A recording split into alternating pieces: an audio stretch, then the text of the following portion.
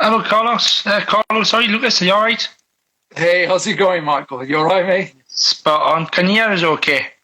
Yeah. Loud and clear. No Nice worries. one. You know what? I was trying to work out why it wasn't ringing, and it was because apparently I hadn't followed you back when I thought I had. Ah, no. Okay. Is that what it is? I've only done a couple of this, a couple of times, so I don't really know exactly how it works now. I've done an interview Yeah, me neither. like Yeah, this once, and I thought I thought it would be a cool way for us to kind of interact, and at least we yeah, of see course, each man.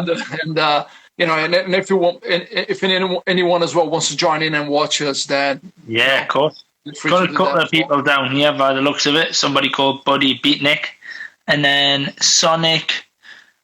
I can't read the rest of Let's that. have a look.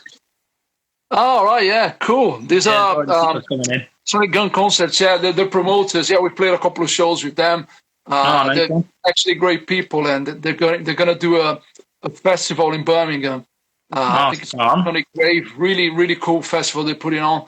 And well, I mean, hopefully, fingers crossed, everything goes back to normal as much Are as you possible. got? So, yeah. He's got any idea we're going to record this as well for YouTube, or is it just going to be a live stream? Is that the way we're going to do No, it? no, no, no. Well, I think what it is like at the end of this live, we've got an hour, and at the end of it, we'll be able to kind of like save it. Hopefully, it gets saved, and then at least we've got that as well for you to upload on your channel and on ours as well. Well, I mean, we'll see, we'll see. We'll probably leave it on yours exclusively on your No channel. bother.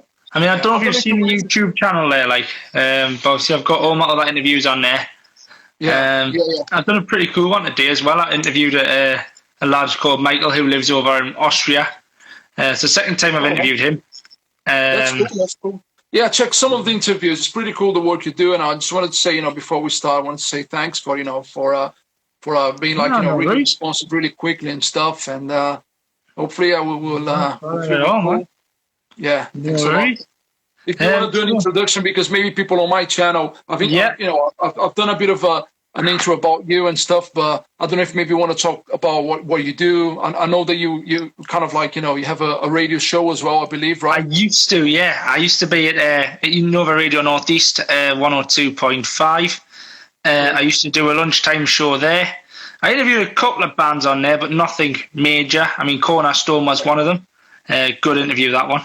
And I also had two 17-year-old lads in a band called Palm Beach. I interviewed them as well. So interviewing's still pretty new for me.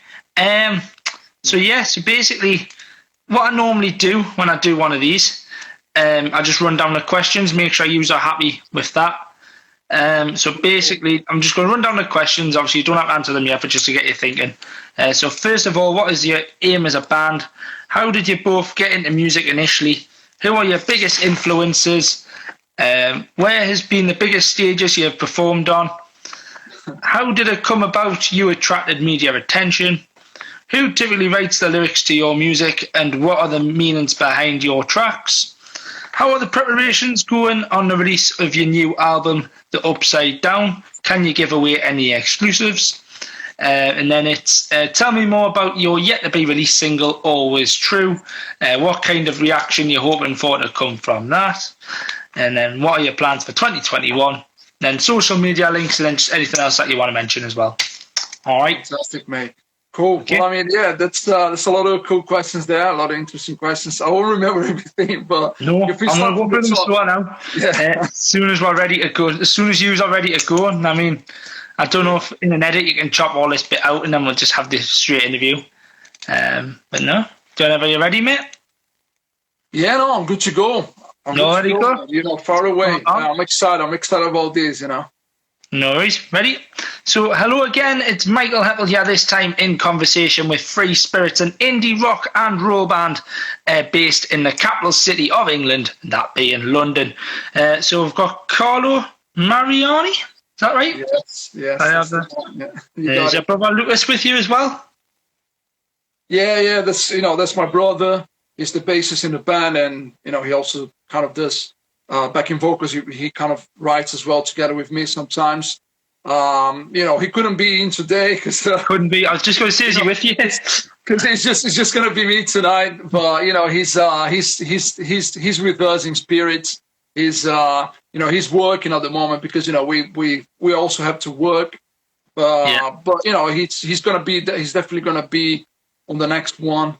It's just I wanted to kind of get talking to you because I think it's really cool to to promote, to have a chat with you and be able to promote the album as well because we've got loads of, like you just said there, we've got loads of exciting things in the pipeline. 2020 was going to be our year, but Everybody said that, didn't it? Everybody said that. unfortunately, it didn't really go according to plan. But who cares? It's still good. We're still having fun. We've taken this time to kind of work in the studio, and we'll tell you loads of stuff during the interview. Yeah. So then, first of all, then, what would you say the aim is of the band? The aim of the band. That's a deep one. No, that's a good way to start. No, I mean the aim of the band, mate. I mean I love music, and my brother also loves music. We're really kind of huge music fans, rock and roll fans, first and foremost. And I mean we like other styles as well, but this is we grew up on rock and roll, punk rock music. So I mean this is kind of what we do mainly, and we try to bring all the influences as well. But I would say the aim of the band is, I mean, we want to make music that's honest, that's pure, that's truthful. Like the single, like the single that we're about to put out. It's called Always True because, there's so much fakeness going on at the moment. Fake news and fake people and so much of that. So we just love being raw, being honest, being truthful. And I think that the aim as well would be we want to bring positivity, because as I was saying, there's so much shit, there's so much negativity going on at the moment. And I can understand it. The world is tough at the moment. So I will say that that's the aim, to make music that's uplifting, that's timeless. I say that when I want to talk to other interviews as well, that I don't want to make music just for today. You know what I mean? I don't want to make music that's plastic and that's kind of forgettable. I want to make music that stands the test of time, that means something to me and to people. And yeah, ultimately music that's interesting, that helps people, that's positive, and that people can relate to. I think that's the aim of the band, Yeah, I get that, mate. That's cool. So where would you say you kind of... I was on about this one. How did you get into music initially? Yeah, I mean, I knew you were going to ask this one because that's a classic, and I also watched your interviews, and I know that, that question gets asked a lot, doesn't it? It does. And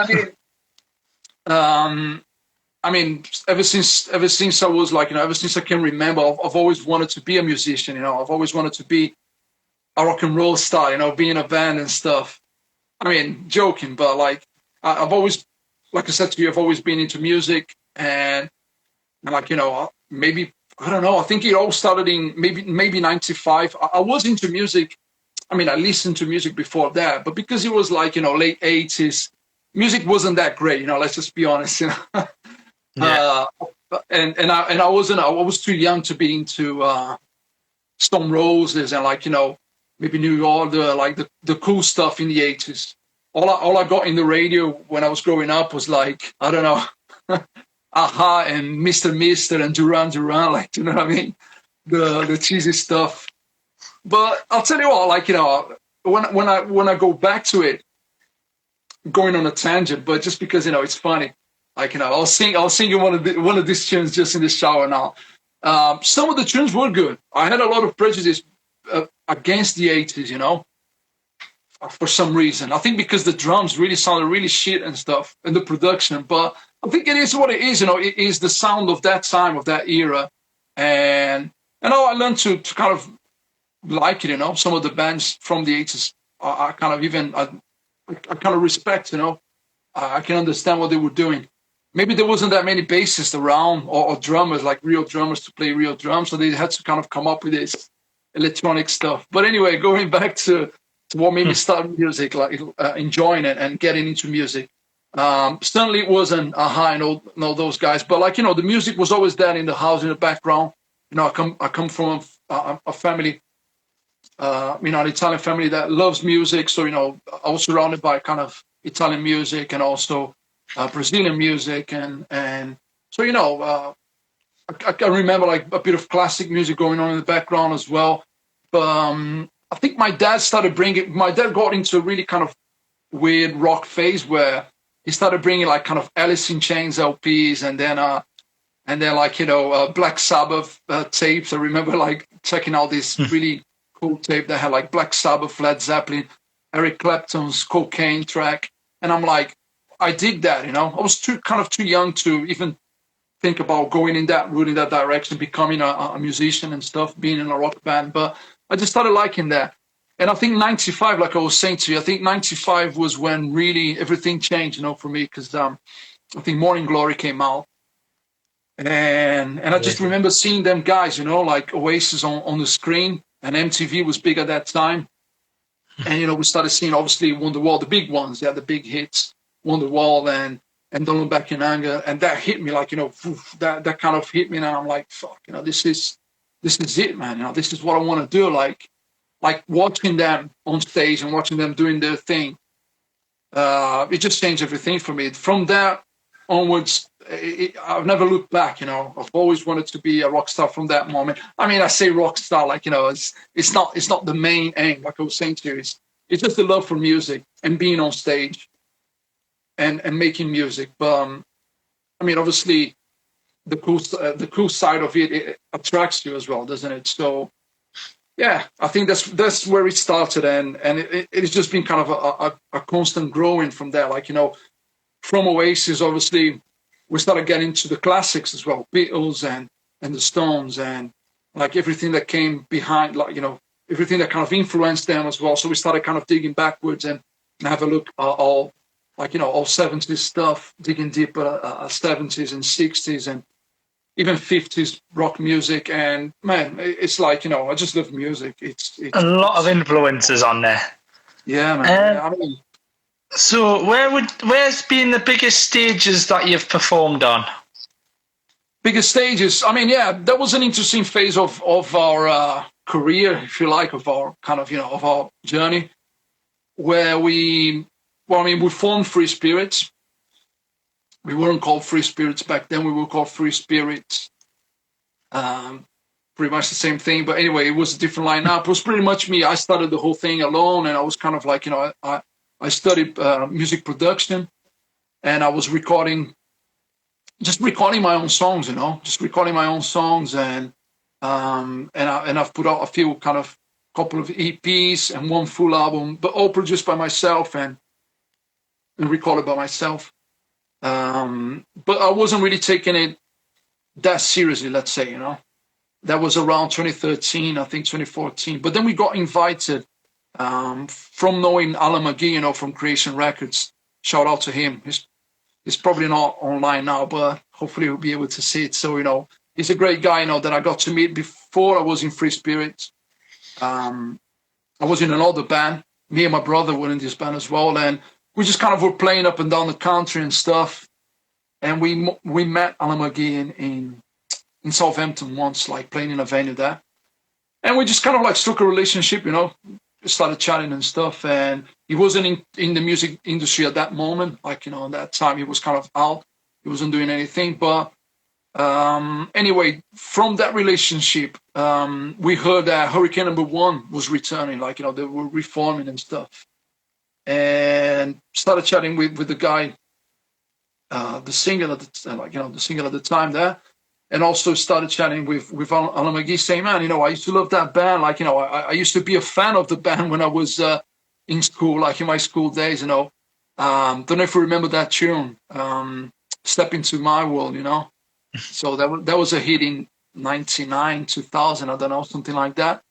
And I think, like it was mad, it was a full circle thing because I got to join that band, and and obviously they had a few number ones in Japan, in the UK. So, all of a sudden we went from playing those like this really kind of the toilet circuit, the shitty bars and stuff that I used to do with my band.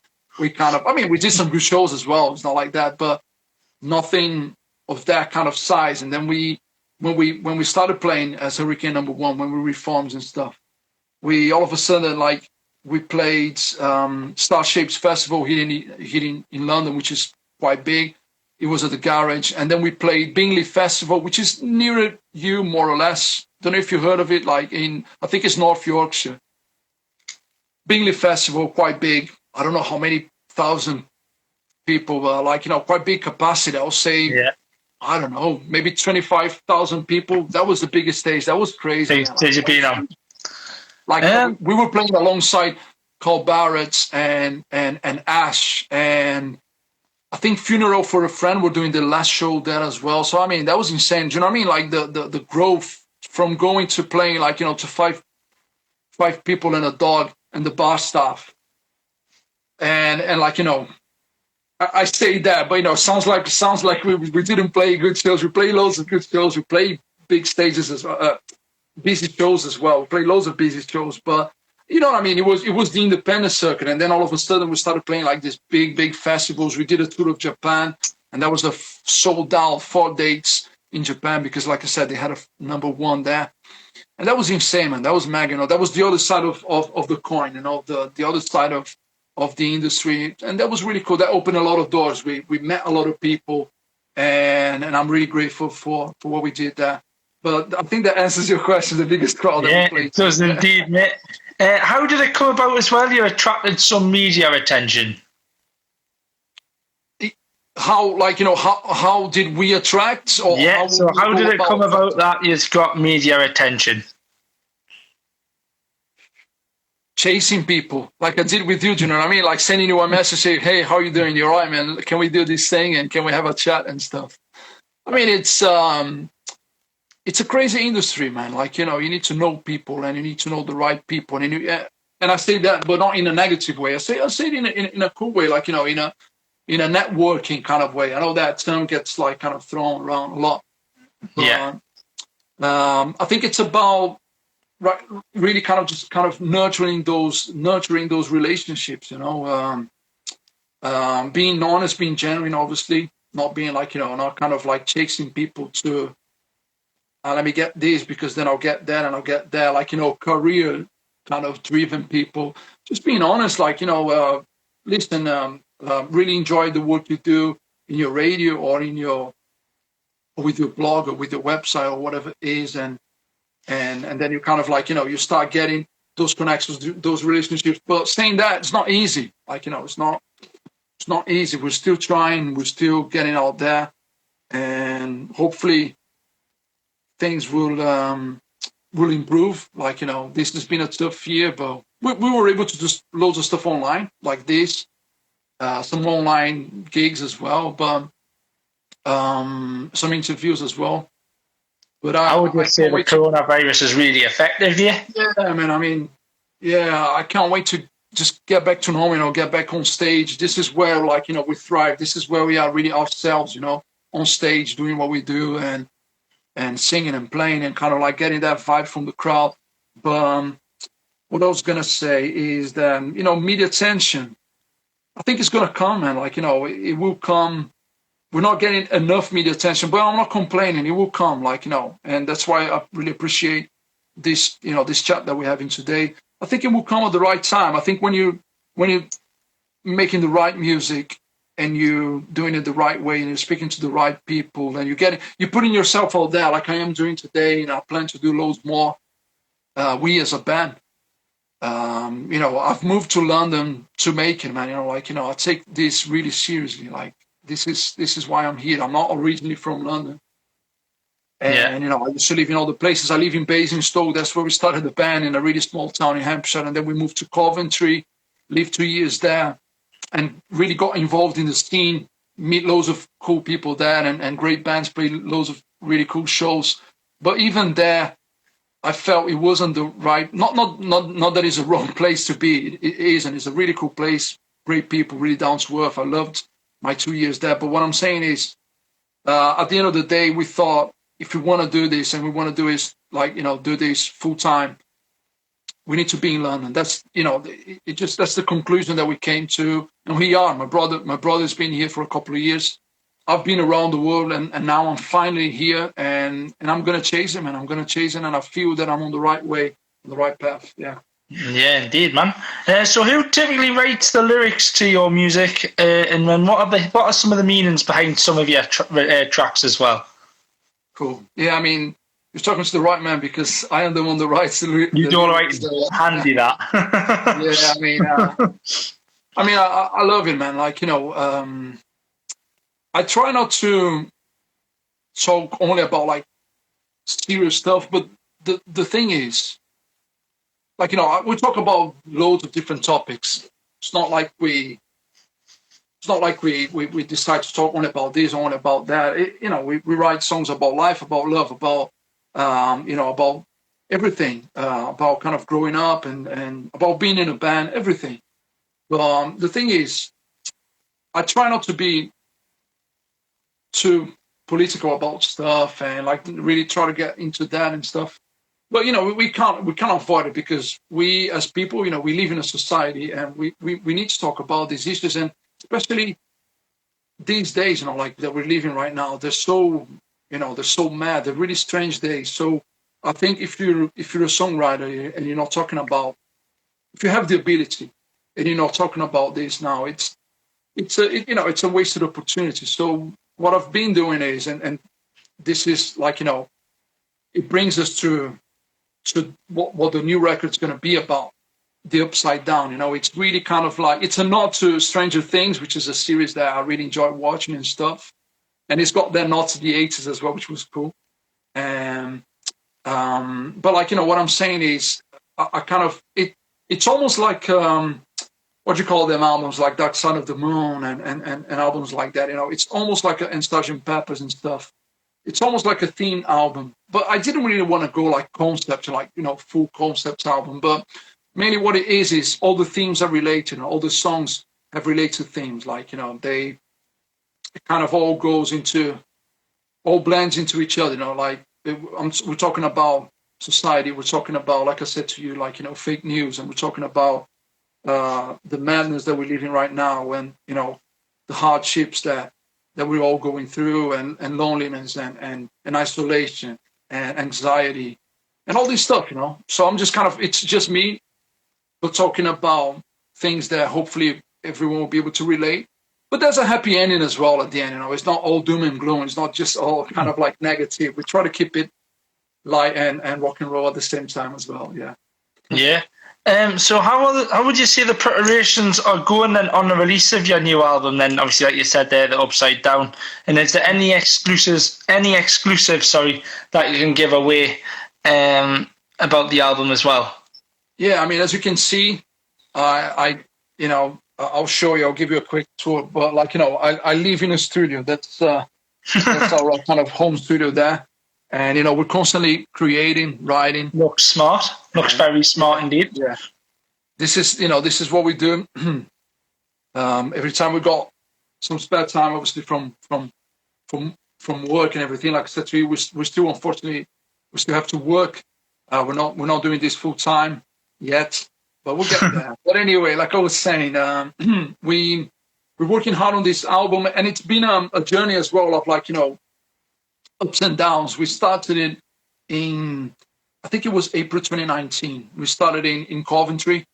We had some space there, like in a shed. So we just got in the shed and just started playing, like, writing the songs and recording some of them in there as well.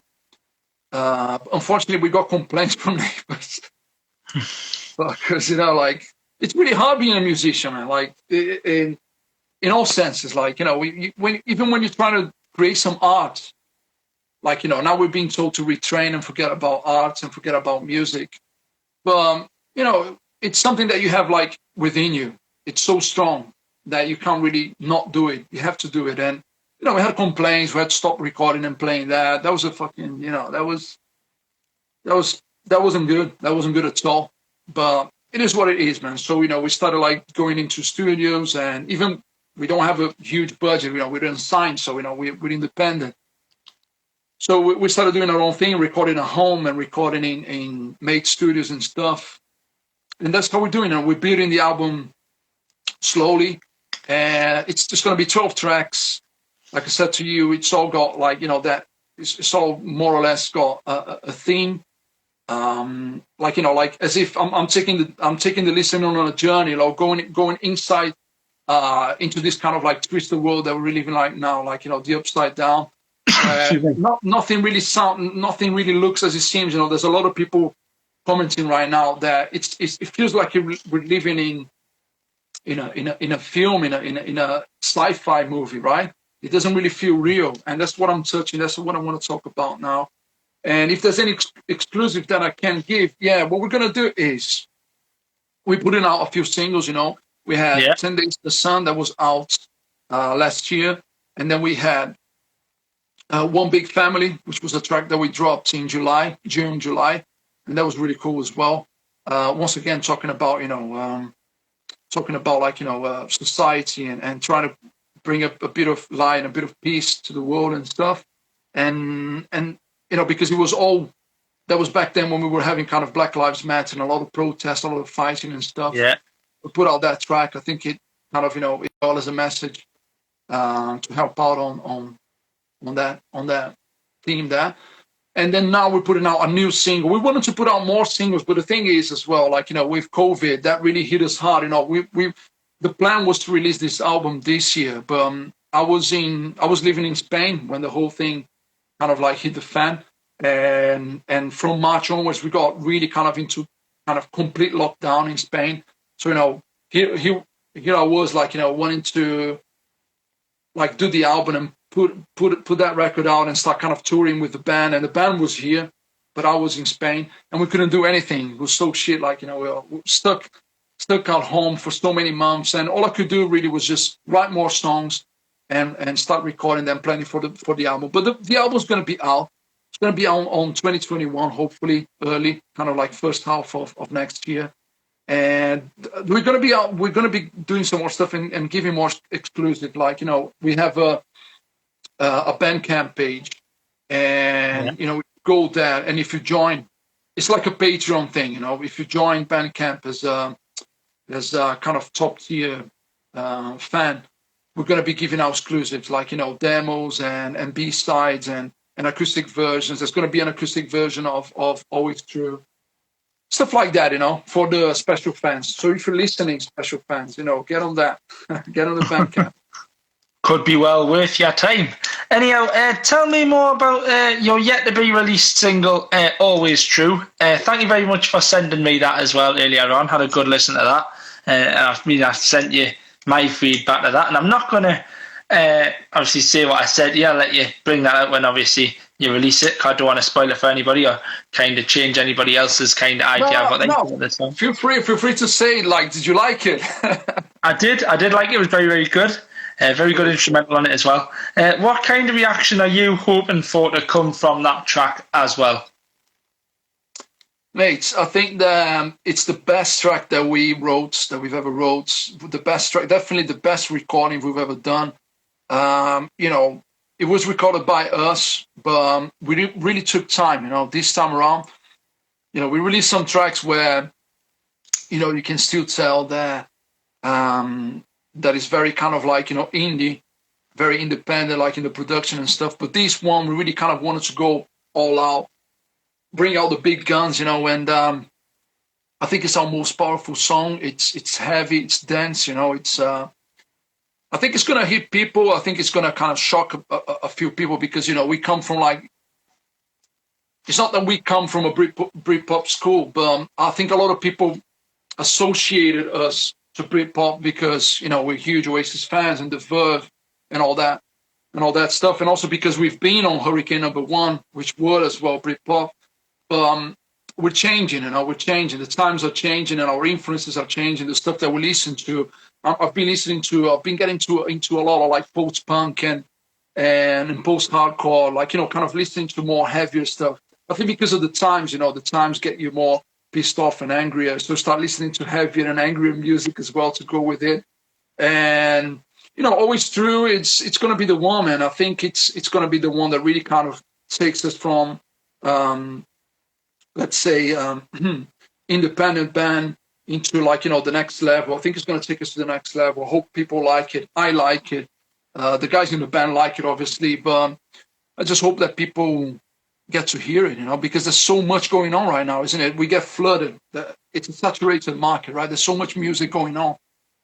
But I think it's going to be a good one, man. The lyrics talk about now, and I hope it resonates with people. It's a good one. It's a good one. It's going to be on the 20th. We're going to be doing. When you ask me about exclusive, I'll explain a little bit what we're doing. If you're on Bandcamp and you sign up with us, then you get it on the 7th of November. But if you're not, then we're going to put it out to all the other streaming sites. We're going to put it out on the 20th of November. So just to give an exclusive to the top fans there. So an early release, if you're on Bandcamp, that's a good way of doing things, that.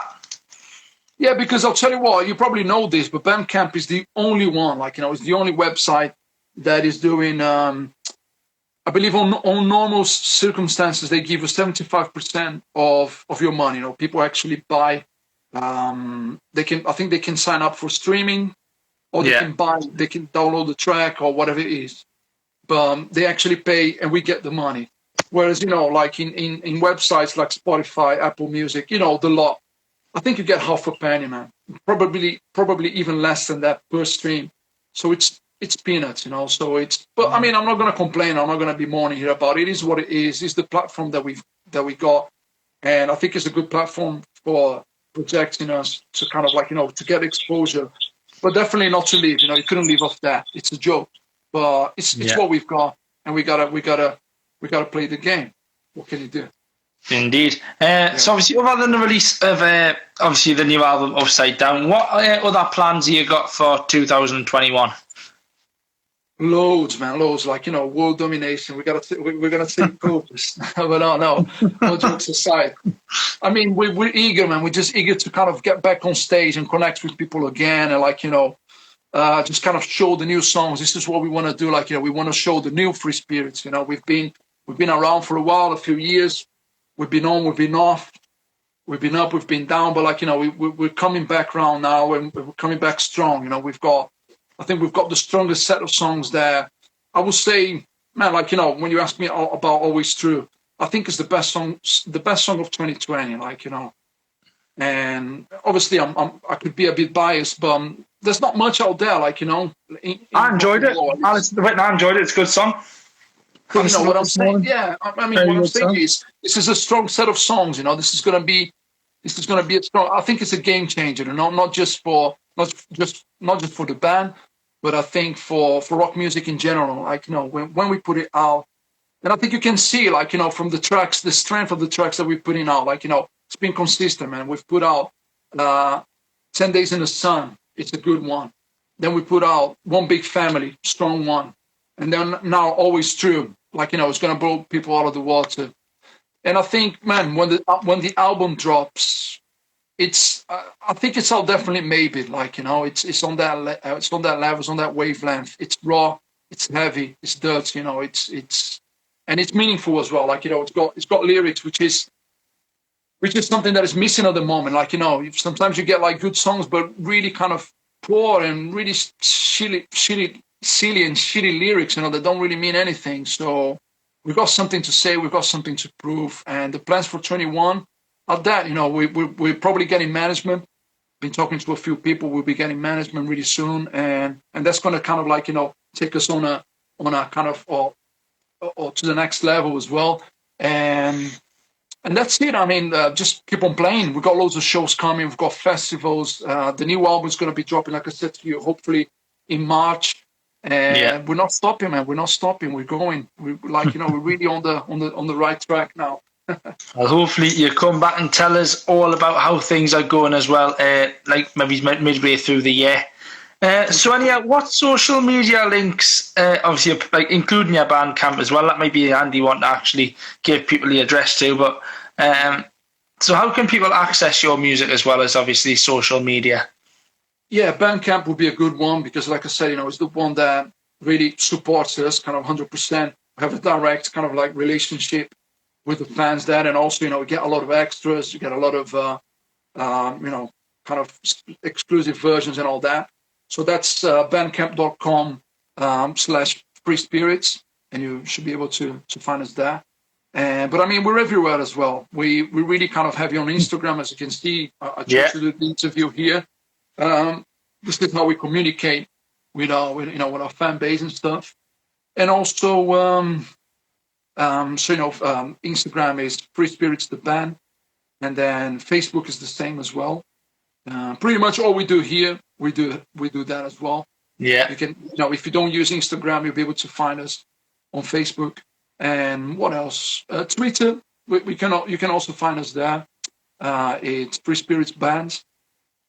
And I think that's it. Like, for socials, we try to keep it slim, like, but we're always there. Do you know what I mean? It's not like, we're on 100 different platforms and nothing ever gets updated. We use these three, but people will definitely be able to reach out to us and like, kind of get updates as we progress on the album and stuff. Do you have a YouTube channel, Carlo? Yeah, we do. Yeah, thanks for reminding me that. We do have a YouTube channel as well. We don't really. I think if you search for Free Spirits the band or Free Spirits UK, you will be able to find us. But I wouldn't be able to give you like the handle because it's like it's an address, isn't it? It's a weird one, isn't it? Yeah, it's not addressed unless we get to, I believe, if we get to 100 subscribers, then you get to choose your own name, something like that. But I know mine ends in a Q. It's full of letters and numbers, and it just ends in a Q. I mean, it's meant. It's like I don't know, it's like a barcode. It is full of numbers. It's weird, isn't it? I don't know why they can't just give you the proper address on YouTube, but that's up to them anyhow.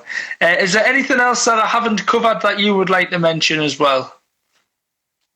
Man, I think we covered everything. It's been great, man. I mean, I'm really really thank you for giving us the time to kind of talk about the album, talk about the single. I just wanted to kind of say thanks to everyone that's tuned in as well, that's watching us, and really appreciate what I want it, to say is hopefully we'll be able to visit you in Newcastle, play a show there. We haven't been in Newcastle yet. We haven't kind of played there yet, and this will be really cool to kind of be able to meet in person and play Newcastle. And what else? Just check out the scene when it's out. Up here is massive. Unsigned music up here is massive. I think people up here just love to see people doing well. So quite a lot of bars take unsigned musicians. I have buskers nights and all sorts of things like that up here. So yeah, you'll be accommodated if you come to Newcastle. Plenty of places will take you on and have you playing for them. So I would definitely make the trip up north and let us know if you ever come up here, and I'll come to one of your gigs. Fantastic, mate. Nice one. Thanks a lot. Yeah, thanks very much. Yeah, you take care, mate. Thank you very much, Carlo, for your time. And you take care. Thank you, mate.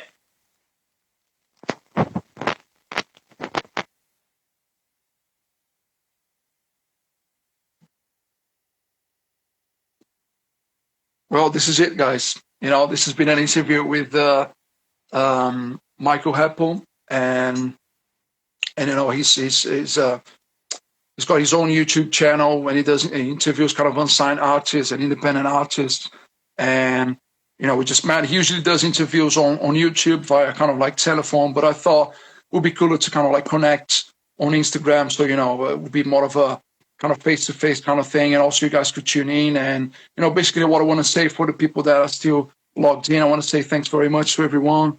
Sam, Rowena, your dad as well. Dan Connolly, thanks very much, mate, for tuning in. And what else? There's more people here as well. Gina, thanks a lot, mate. Hope you're doing well there. We miss you. And what else was going to say? So, yeah, we got a new single coming out on the 20th. Hope you guys enjoyed. It's called Always True. It's going to be a really cool tune, really good song. And like I said, game changer. Hopefully you guys enjoy it.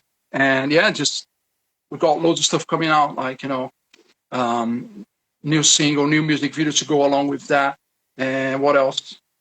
Yeah, new album, but we don't know yet when it's gonna come out. Hopefully not too late, but early next year, I think.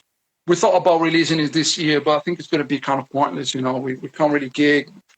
So a lot of people saying that we might go into lockdown again, unfortunately. So when we put out the album, we really want to kind of be able to tour, to kind of like connect with everyone and do loads of shows and stuff. I plan this year with the band to do 50 shows. It's not going to happen, unfortunately. But we'll do next year. We'll do 50 shows. We'll do 100 shows if we can. That's what we want to do. Want to be able to play all the cities that we've been and new places as well. Come back to obviously play London. We want to play kind of Birmingham, Coventry, which is a really special place to us. And hit some cities that we haven't been before. Like I was saying to Michael, maybe go to Newcastle and Scotland. We want to do Manchester. We haven't done it in a while. Liverpool. I mean, the list is endless. We want to be able to kind of take this album and this music, which I think is really special to us. We want to be able to take it everywhere and reach as many people as possible, because I think it's got a good message. It's got a nice message that needs to be sent out. And like I was saying at the beginning of the interview, I don't know if you guys were there, but we need a bit of positivity in the world, and it's kind of lacking at the moment. And that's it. I mean, just keep your eyes peeled. There's a lot going on. So this is it, Free Spirits.